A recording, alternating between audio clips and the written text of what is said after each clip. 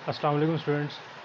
आज हम लोग स्टार्ट कर रहे हैं मोड्स ऑफ हीट ट्रांसफ़र। ये आपका है ClO 5 और मोड्स ऑफ हीट ट्रांसफ़र में आपके पास एक होती है conduction, convection and the last one is radiation. तो आज हम लोग जो डिस्कस करने लगे हैं वो है कंडक्शन। तो कंडक्शन के ऊपर जो है वो हम देखेंगे सबसे पहले कि कंडक्शन एक्चुअली में है क्या, और इससे रिलेटेड जो लॉ है हीट ट्रांसफ़र में वो कौन सा है, और उसकी बेस पे जो है हम लोग कुछ न्यूमेरिकल्स जो हैं वो सॉल्व करेंगे। ठीक है, तो सबसे पहले हमने देखना है कंडक्शन को कि कंडक्शन है क्या। सबसे पहले कंडक्शन कंडक्शन क्या होती है?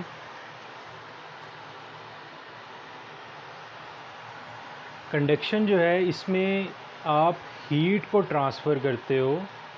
क्या चीज़ आप ट्रांसफ़र करते हैं? हीट ट्रांसफ़र करते हैं। हीट ट्रांसफ़र करते हैं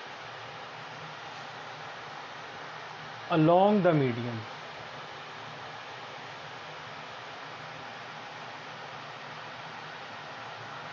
आप हीट ट्रांसफ़र करते हैं, जो हीट जो है वो ट्रैवल करती है अलोंग द मीडियम। इसका क्या मतलब है कि आपका मीडियम जो है वो वाइब्रेट करता है और आगे जो है वो हीट ट्रांसफ़र होती है, और ये कोई फ़िज़िकल जो है वो कोई मीडियम होता है, फ़िज़िकल होता है मीडियम जो है ना। मिसाल के तौर पे आप एक जगह पे आपका कुछ टेम्परेचर है, let's suppose 100 degree Celsius temperature है, और इसको आपने एक इंसुलेट की रॉड के थ्रू जो है वो आप दूसरी जगह पे ट्रांसफ़र करें जिसका टेम्परेचर 20 डिग्री सेल्सियस है।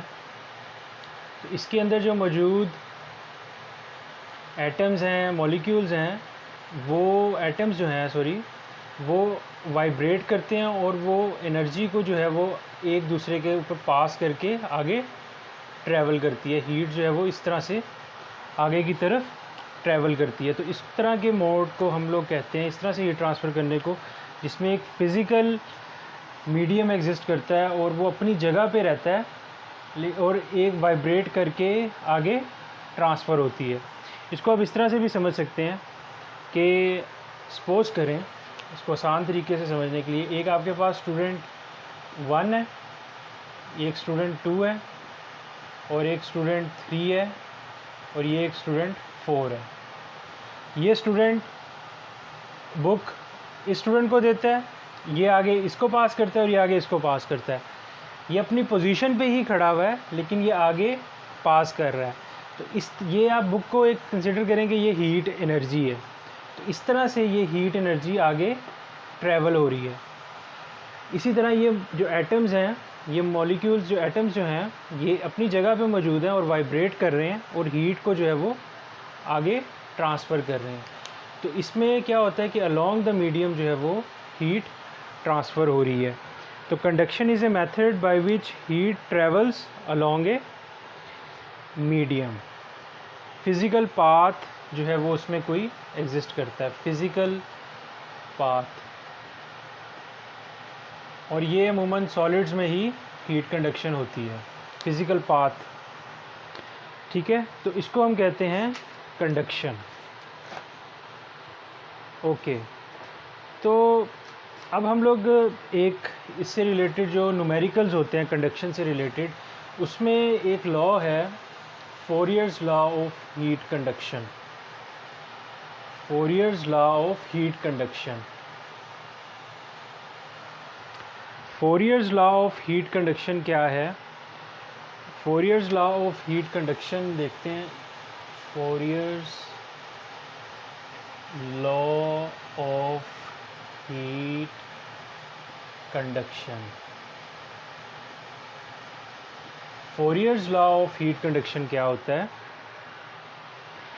कि इसमें आपके पास इसको पहले Fourier's law of heat conduction को समझने से पहले मैं एक एग्जांपल लेता हूँ सपोज़ किया हमने कि यहाँ पे आपका टेम्परेचर है 100 डिग्री सेल्सियस और ये आपने किसी फ़िज़िकल मीन के साथ जोड़ा हुआ है और यहाँ पे आपका टेम्परेचर है 0 डिग्री सेल्सियस। अब हीट जो है वो हाई टेम्परेचर से लो टेम्परेचर की तरफ फ़्लो करती है और ये किस तरह से करी है, कोई फ़िज़िकल पाथ ये वाला है, इसके थ्रू जो है वो हीट ट्रांसफ़र हो रही है Q। अब मैं ये जानना चाहता हूँ कि पर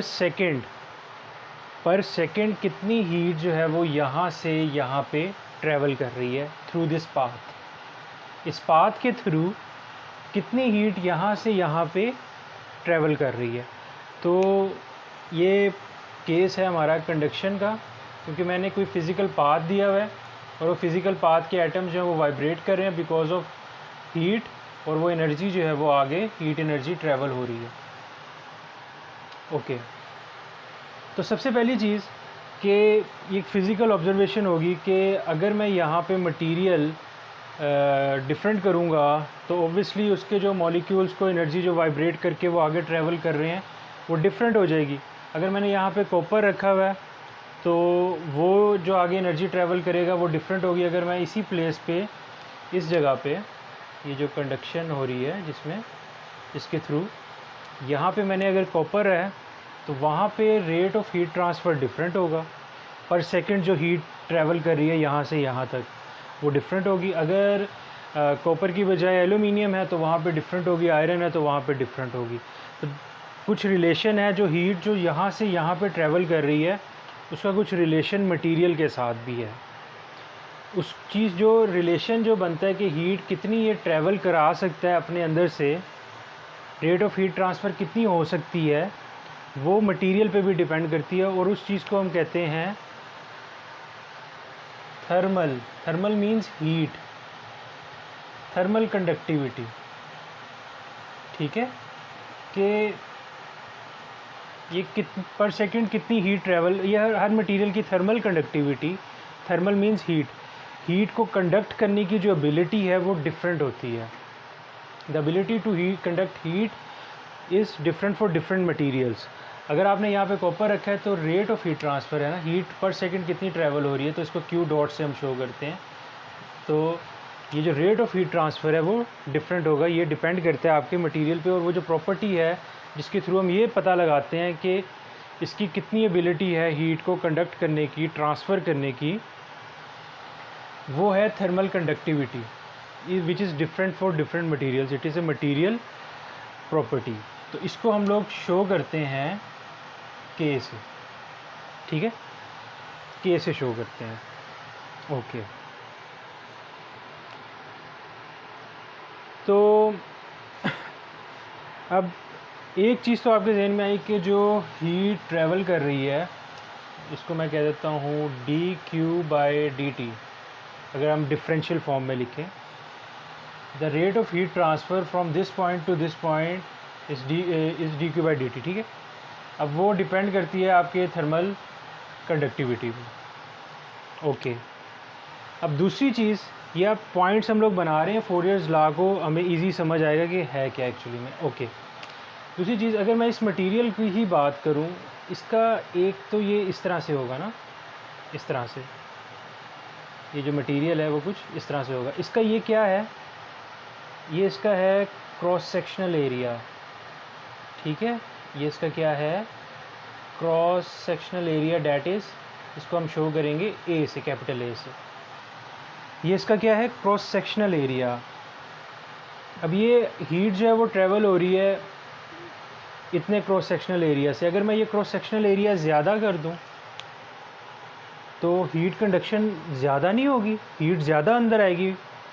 अगर ये क्रॉस सेक्शनल एरिया ज़्यादा होगा तो हीट उसमें से ज़्यादा इस मटेरियल में से पास करेगी, जो कि हीट के परपेंडिकुलर है। नॉर्मल होगा ना ये एरिया जो है, ये वाला क्रॉस सेक्शनल एरिया, ये नॉर्मल है ना हीट के, Q डॉट के, यहाँ से हीट आ रही है ना ये वाला, तो हीट के ये नॉर्मल है। ये नॉर्मल जो क्रॉस सेक्शनल एरिया जो नॉर्मल है, अगर ये ज़्यादा हो जाएगा तो हीट ज़्यादा एंटर हो सकती है इस मटेरियल में। अगर ये कम होगा तो हीट कम एंटर होगी। इट्स जस्ट लाइक पाइप में से वाटर जो फ्लो कर रहा है, उसका जो पाइप का आगे वाला मुँह है, क्रॉस सेक्शनल एरिया, वो पाइप में अंदर पानी कितना एंटर हो सकता है, उसके क्रॉस सेक्शनल एरिया पे डिपेंड करता है ना कि अगर हम एंटर करवा रहे हैं वाटर को, अगर क्रॉस सेक्शनल एरिया ज़्यादा होगा, पाइप का साइज़ ज़्यादा होगा और ज़्यादा पानी आ सकेगा। इसी तरह हीट जो है वो ज़्यादा ट्रैवल हो सकती है। तो एक चीज़ हमें ये भी समझ आई कि जो Q डॉट है, dQ/dt जो है, Q डॉट जो है वो एक तो थर्मल कंडक्टिविटी मटेरियल पे डिपेंड करता है कि कितने रेट से जो है वो मटेरियल जो है वो ट्रांसमिट कर रहा है आगे एनर्जी को, कितनी how fastly material is transmitting energy to the other end. और एक चीज़ क्रॉस सेक्शनल एरिया। दो चीज़ें हमें समझ आई कि dQ/dt जो rate of heat transfer is directly proportional to the cross sectional area which is normal to Q। Okay, अब एक चीज़ और भी हमें समझ आई कि ये भी हो सकता है कि ये जो टेम्परेचर डिफरेंस है, अभी यहाँ पे टेम्परेचर डिफरेंस है 100 डिग्री सेल्सियस। अगर ये टेम्परेचर डिफरेंस यहाँ पे 100 है, यहाँ पे 20 है, तो rate of heat transfer different होगा। अगर मैं इसको इस तरह से, अगर आपको एक इमेजिनेशन के तौर पे, इधर 100 डिग्री सेल्सियस है और इसको मैं यहाँ पे 20 डिग्री सेल्सियस है। अब यहाँ पे जो डेल्टा टी है वो टेम्परेचर डिफरेंस है 80 डिग्री सेल्सियस का, जबकि यहाँ पे जो टेम्परेचर डिफरेंस है वो है 100 डिग्री सेल्सियस का। तो जब टेम्परेचर डिफरेंस ले रहे होते हैं तो ये एक, तो हमें लिखना चाहिए सेल्सियस डिग्री, अगर हम डिफरेंस ले रहे हैं ना सेल्सियस डिग्री। तो यहाँ पे टेम्परेचर डिफरेंस 100 डिग्री सेल्सियस का है, यहाँ पे टेम्परेचर डिफरेंस 80 डिग्री सेल्सियस का है। तो डैट मीन्स के ये भी चीज़ है कि जो टेम्परेचर डिफरेंस अगर ज़्यादा होगा तो हीट ट्रांसफ़र रेट ज़्यादा होगा, ठीक है। तो हीट ट्रांसफ़र रेट ज़्यादा होगा, हीट ज़्यादा जल्दी कंडक्ट होगी। तो एक चीज़ ये कि जो हीट ट्रांसफ़र रेट है वो आपको डायरेक्टली प्रोपोर्शनल मिलता है आपके टेम्परेचर डिफरेंस पे। अगर टेम्परेचर डिफरेंस ज़्यादा होगा तो कंडक्शन ऑफ हीट ज़्यादा होगी। अगर एरिया ज़्यादा होगा cross sectional area normal to the heat transfer, वो भी तब भी हीट कंडक्शन ज़्यादा होगी। और थर्मल कंडक्टिविटी जितनी ज़्यादा होगी उससे भी हीट ट्रांसफ़र बढ़ेगी। अब एक और चीज़, हीट ट्रांसफ़र रेट की हम बात करें, लेट्स सपोज इसकी लेंथ है L।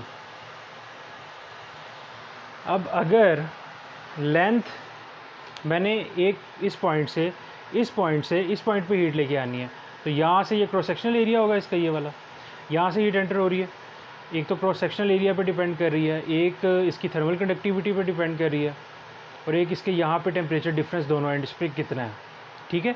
और अगर ये लेंथ L है, अगर मैं इसकी हाफ़ लेंथ कर दूँ तो क्या इस एंड से इस एंड पे हीट ज़्यादा जल्दी नहीं आएगी? ऑब्वियसली सी बात है, जो डिस्टेंस ट्रैवल करना है हीट ने वो कम हो जाएगा, डिस्टेंस जो ट्रैवल करना है वो कम हो जाएगा। अब हाफ लेंथ कर दिया तो हीट ज़्यादा जल्दी ट्रैवल करेगी एक पॉइंट से दूसरे पॉइंट। अगर हमने लेंथ ज़्यादा कर देंगे तो हीट यहाँ से ट्रैवल करके यहाँ पे आना है, वो फिर हीट जो है वो हीट रेट जो है वो कम हो जाएगा, ठीक है। Rate of heat transfer from one point two another is less अगर हम लेंथ को इंक्रीज़ कर देंगे। तो इसका मतलब है कि लेंथ के ये इन्वर्सली प्रोपोर्शनल है, ये इन्वर्सली प्रोपोर्शनल है। तो फोरियर्स ये अब हमें समझ आ गई कि area, cross sectional area, temperature difference, length, और ये चीज़ें हमें समझ आ गई। ये बड़ी कॉमन सेंस की बातें थी। तो अब हम फोरियर्स लॉ की बात करें तो फोरियर्स लॉ हमें ये कहता है, इसको मैं स्टेट कर देता हूँ, the rate of heat transfer is directly proportional, rate of heat transfer dQ/dt या Q dot is equals to, is directly proportional, सबसे पहले हम लिख लेते हैं, directly proportional to the area which is normal to the direction of heat flow area, and the rate of heat transfer dQ/dt is directly proportional to the temperature difference dt and the length। इसको मैंने अगर एक small लिया है, इसको dx length ले लेता हूँ, स्मॉल लेंथ, तो इस तरह से मैं लिखूँगा। और ये टेम्परेचर डिफरेंस अगर मैं dt लेता हूँ, स्मॉल डिफरेंस, तो dt/dx। तो ये x क्या है, ये वो स्मॉल, मैंने स्मॉल एरिया कंसिडर किया, ये dx हो गया, ठीक है। ये क्रॉस सेक्शनल एरिया हो गया और इनके दरमियान जो टेम्परेचर डिफरेंस है वो dt है, तो ये टेम्परेचर ग्रेडियंट बन जाएगा ना। तो Fourier's law of heat transfer कहता है कि heat transfer is directly proportional to area, heat transfer is directly proportional to temperature gradient. तो इस चीज़ को हम लोग फिर अगर हम कंबाइन करके लिखें तो मैं इसको इस तरह से लिख सकता हूँ dq/dt is directly proportional to area and temperature gradient, और जो प्रोपोर्शनैलिटी कांस्टेंट होगा वो ओबियसली क्या होगा, k। तो इस चीज़ को मैं लिख दूंगा dq/dt, क्योंकि मैं डिफरेंशियल फॉर्म में लिख रहा हूँ ना इसको, is equals to k a dt/dx। Okay, let me check कि ये कैमरा में आ रहा है। ओके, तो ये डिफरेंशियल फॉर्म होगी आपके फोरियर्स लॉ की, सिंपल। अब इसको अगर मैं दूसरी तरह से लिखना चाहता हूँ तो इस जो मैं केस बड़ा केस जो मैं कंसीडर कर रहा था, तो इसमें मैं क्या लिखूँगा, q dot is equals to is directly proportional ये k a temperature difference divided by length dt/dx को मैंने इस केस में पूरे डिफरेंशियल के फॉर्म में नहीं लिखा, ये मैंने होल केस के लिए इस तरह से, ठीक है। तो ये आपका क्या है, Fourier's law of heat conduction, ठीक है। ये आपका क्या है, Fourier's law of heat conduction, right. तो अब हम कुछ इससे रिलेटेड न्यूमेरिकल्स भी कर लेते हैं। तो Fourier's law of heat conduction अब आपको नहीं भूलेगा इंशाल्लाह, ज़हन में रहेगा कि क्या है Fourier's law of heat conduction. थोड़ा सा इसमें मैथमेटिक्स, आपके डिफरेंशियल फॉर्म्स आपको चाहिए होंगी, बिल्कुल बेसिक कॉन्सेप्ट्स। आगे जो हम न्यूमेरिकल्स थोड़े से हम टफ़ भी करेंगे, लेकिन वो इतने भी हो जाएंगे अगर आपकी डिफरेंशियल स्ट्रॉन्ग है। ओके, तो let's start with the first problem कि इसमें क्या है, सिंपल प्रॉब्लम है, जस्ट आपको फोरियर्स लॉ का पता होना चाहिए, तो आप ये प्रॉब्लम इजीली कर लेंगे। ये आपके पास एक बॉडी है 100 डिग्री सेल्सियस पे, इसको आपने कनेक्ट किया हुआ है, और यहाँ पे आपका है 0 डिग्री सेल्सियस, और आपको ये क्रॉस सेक्शनल एरिया आपको गिवन है 200 सेंटीमीटर स्क्वायर, और जो कंडक्टिविटी है इस मटेरियल की वो है, ये कॉपर का मटेरियल है, 397 जाउल्स पर सेकंड है। तो जाउल्स पर सेकंड वो वाट्स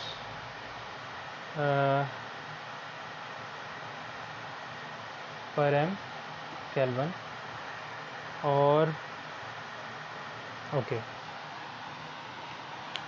तो आपसे ये कहा जाता है कि रेट ऑफ हीट ट्रांसफ़र निकालें इस सिंपल से केस के लिए, ओके। और आपको एक चीज़ और भी गिवन है, लेंथ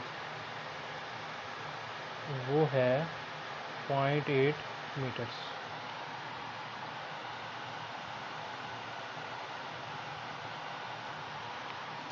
ऑल राइट,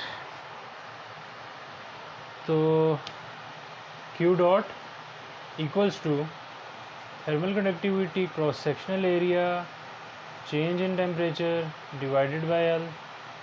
जस्ट आपको वैल्यूज़ पुट करनी है। Thermal conductivity is 397 watts per metre kelvin, ऐसा यूनिट्स में आपने रहना है ताकि, और ये जो 2000 सेंटीमीटर क्यूब है इसको आप कन्वर्ट कर लोगे बाय डिवाइडिंग इट विद 10,000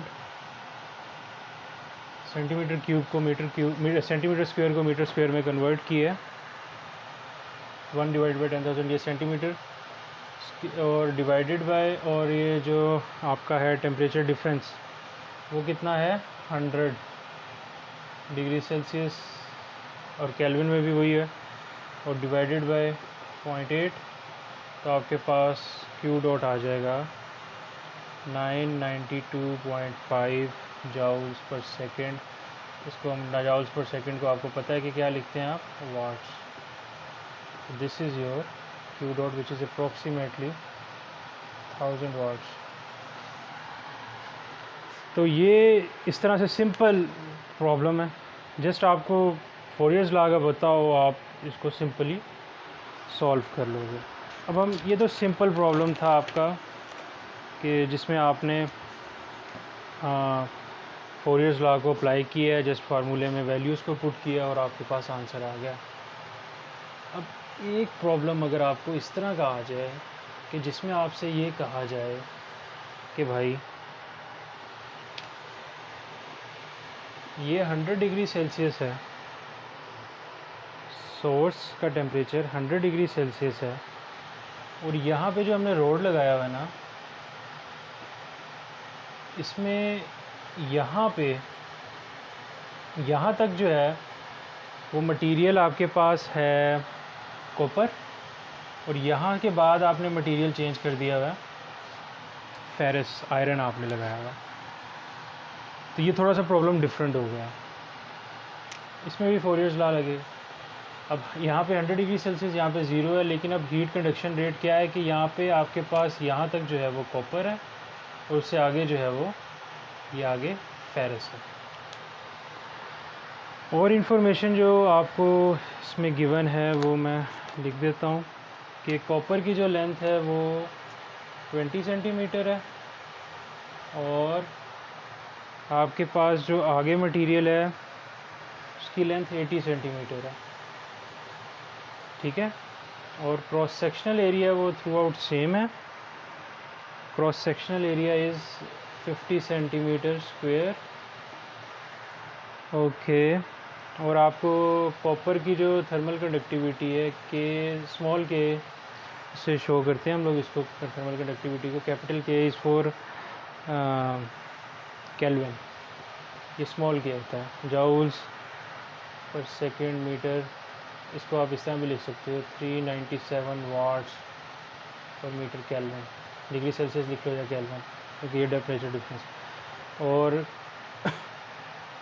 इसको बल्कि unit of watts per metre kelvin नहीं लिखें, कंफ्यूज ना हो आप। और ये है 80 वाट्स पर मीटर केल्विन। आपको थर्मल कंडक्टिविटीज़ आपको गिवन है, लेंथ आपको, ये सारी इन्फॉर्मेशन आपको गिवन है।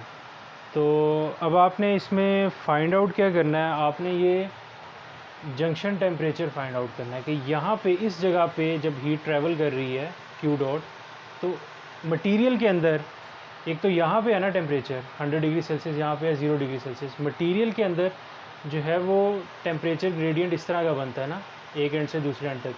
जैसे जैसे वो टेम्परेचर ग्रेडियंट ज़्यादा होता जाएगा तो हीट ट्रैवल कम होती जाएगी ना, तो वो एक इस तरह का कर्व बनता है कि मटेरियल के अंदर वो टेम्परेचर जो है वो डिफरेंट बनता है। तो हमने ये बताना है कि 100 डिग्री सेल्सियस और 0 डिग्री सेल्सियस तक ये हीट ट्रैवल कर रही है, तो ये जंक्शन टेम्परेचर कितना है, इसको मैं TJ से शो कर देता हूँ कि इस पॉइंट पे जहाँ पे कॉपर और फेरस मेटल को हमने कंबाइन किया हुआ है, तो इस पॉइंट पे जो है वो जंक्शन टेम्परेचर कितना है। तो उसके लिए आपको क्या करना पड़ेगा, उसके लिए जो है आपको देखना पड़ेगा कि हीट जो ट्रैवल हो रही है, तो ये हमने अब जंक्शन टेम्परेचर निकालना है। इसके लिए डिफरेंट अप्रोचेज़ हो सकती हैं, आप सोच सकते हैं। तो एक चीज़ ये कि जो फ़्लो आ रहा है हीट का वो तो सेम ही होगा ना, जो फ़्लो ऑफ हीट आ रही है, हीट ट्रांसफ़र रेट जो है वो तो इसमें सेम ही आएगा ना, ठीक है, इसमें जो ट्रैवल कर रहा है कंडक्शन में। तो बाकी वो जो रेट ऑफ फ़्लो है वो डिफरेंट हो जाता है, डिफरेंट फैक्टर्स पे वो डिपेंड करता है, लेकिन पीछे से जो फ़्लो आ रहा है वो तो dQ/dt आ रहा है। जितना इसमें हीट फ्लो आ रहा है उतना ही आगे फिर उसमें जा रहा है, ऐसे ही है ना, दोनों का क्रॉस सेक्शन सेम है सब कुछ। तो हम ये लिख सकते हैं कि dQ/dt जो ट्रैवल कर रहा है कॉपर में से वो इक्वल है dQ/dt जो ट्रैवल कर रहा है फेरस में से। वो तो सेम होगा क्योंकि ये सीरीज़ में लगे हुए हैं, ठीक है, एक मटेरियल ये दोनों जॉइंट हुए हैं सीरीज़ में, तो dQ/dt दोनों में सेम होगा। ओके, तो इसी अप्रोच को देखते हुए आप जो है ना आपका क्या है आपका जो आपका लॉ है फोरियर्स लॉ कॉपर के लिए, इसी इक्वेशन को मैं यूज़ कर रहा हूँ। Fourier's law for copper is conductivity of copper area, cross sectional area into the temperature difference divided by length of copper is equals to conductivity of ferrous area temperature difference divided by length of ferrous। क्योंकि ये series में है तो heat जो है वो series में है, तो हीट फ्लो रेट दोनों में सेम है। एरिया से कैंसिल हो जाएगा, तो के थर्मल कंडक्टिविटी ऑफ कॉपर वो है आपकी 397 ऐसा यूनिट्स में, और डेल्टा टी, हाँ डेल्टा टी क्या होगा 100, यहाँ पे जो टेम्परेचर हमने इसको टी सिर्फ कह देता हूँ, टेम्परेचर है 100 minus T, 100 minus T divided by the length of copper which is 20 centimetre. तो इसको आप कन्वर्ट करना पड़ेगा आपको किस में, आपको सेंटीमीटर को कन्वर्ट करना पड़ेगा मीटर्स में, 100 से डिवाइड करके। तो इसको मैं इधर लिख देता हूँ ऐसे 21 डिवाइड बाई 100, ठीक है। ये सेंटीमीटर से मीटर में जाने के लिए कर रहा हूँ मैं, ठीक है। ओके, इज़ इक्वल्स टू 80 ऐसे यूनिट्स। ये टेम्परेचर ग्रेडियंट मटेरियल के अंदर है ना, ओके 180, और यहाँ पे टेम्परेचर डिफरेंस क्या बनेगा T माइनस 0, खाली T रह जाएगा, डिवाइडेड बाय 80 1 डिवाइड बाई 100। ये सेंटीमीटर में जाना, मीटर में जाना। तो इसमें जो सिर्फ अननोन है वो हमारे पास ये टी है, तो टी आपकी इसके लिए टी के लिए सॉल्व कर रहे हैं, तो आपके पास जो आएगा वो आएगा, इसको मैंने डिग्री सेल्सियस में निकाला हुआ है 95.2 डिग्री सेल्सियस, ठीक है। तो यहाँ पे जो जंक्शन पे टेम्परेचर आएगा दोनों मटेरियल का जो जंक्शन है उसमें 95.2 डिग्री सेल्सियस। तो इसमें जो कॉन्सेप्ट था ये था कि dQ/dt जो है वो फ्लो रेट ऑफ हीट, तो दोनों मटेरियल्स में टेम्परेचर डिफरेंस फ्लो जो कर रही है वो हीट वो सेम होगी। और यहाँ पे जो ये जो रोड है इसको मैं यहाँ पे बना रहा हूँ, जो टेम्परेचर ग्रेडियंट बन रहा है वो यहाँ है कि यहाँ पे 100 है, और ये टेम्परेचर ग्रेडियंट बन रहा है ना, इसको हम कहते हैं ना dT/dx टेम्परेचर ग्रेडियंट। तो इस तरह से है। तो यहाँ पे हमने टेम्परेचर बताना था कि वो इस पोजीशन पे टेम्परेचर कितना है। तो इसमें हमने जो सीरीज़ में थे ये कनेक्शंस, तो हमने वो यूज़ किया, dQ/dt जो है वो फ्लो रेट वो सेम है। तो फोरियर्स लॉ लगाया और टेम्परेचर एट जंक्शन वो हमने बता दिया। तो इससे रिलेटेड मैं थोड़े प्रॉब्लम और करवाऊंगा आपको नेक्स्ट वीडियो में। तो सिंपल से प्रॉब्लम्स हैं कि फोरियर्स लॉ आपको पता हो, इसमें फिर हम थोड़ा सा एडवांस लेवल पे भी जाएंगे, जहाँ पे आपका टेम्परेचर अगर कांस्टेंट ना हो तो क्या होगा, एरिया अगर कांस्टेंट ना हो तो क्या होगा, वो इंशाल्लाह हम नेक्स्ट वीडियोस में। कॉन्सेप्ट बेसिक यही होगा, तो उस तरह की प्रॉब्लम आए तो उस तरह की प्रॉब्लम को आपने कैसे टैकल करना है कंडक्शन से रिलेटेड। तो नेक्स्ट वीडियो में हम मज़ीद जो है वो न्यूमेरिकल्स करेंगे कंडक्शन से रिलेटेड। Thank you.